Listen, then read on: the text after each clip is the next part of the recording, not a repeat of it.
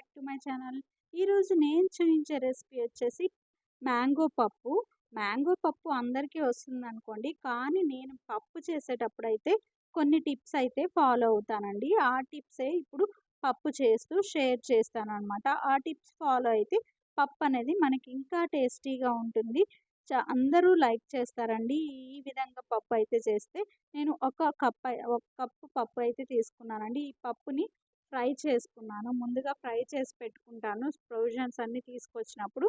So, అవి fry చేసినవి 2 times wash చేసుకోవాలండి.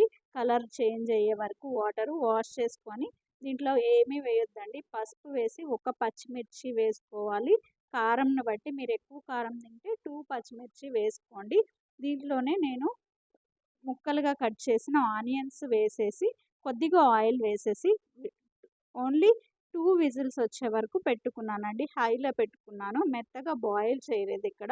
అదొకటి ఫస్ట్ టిప్ అండి. పప్పనేది ఇప్పుడే మెత్తగా బాయిల్ చేయొద్దు. 2 విజిల్స్ రాంగాల్నే విజిల్స్ తీసేసుకొని, ఓపెన్ చేసుకొని, ఇప్పుడు రా మ్యాంగో ఉంటుంది గదా! దాన్ని కట్ చేసుకొని కారం వేసుకోవాలండి. కారం వేసి వాటర్ సరిపోకపోతే కొద్దిగా వాటర్ వేసుకొని, ఇంకా మూత పెట్టుకొని 1 విజిల్ వచ్చే వరకు కుక్ చేసుకోవాలండి. విజిల్ రాంగాల్నే మళ్ళీ విజిల్ మొత్తం తీసేసుకోవాలండి.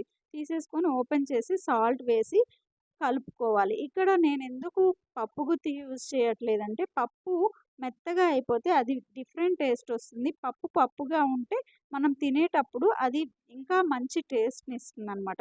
నేనైతే పప్పుని ఎప్పుడు రుబ్బనండి. ఇట్లాగే ఓన్లీ గంట పెట్టి తిప్పుతాను. కొద్దిగా నలుగుతుంది. మిగతాది మనం తినేటప్పుడు మంచి టేస్ట్ ఇస్తుందనమాట. దీంట్లో అయితే తాలింపు వేసుకుంటే ఇంకా టేస్టీగా ఉంటుంది. మీకు ఈ టిప్స్ నచ్చినట్టయితే లైక్ చేయండి వీడియోని.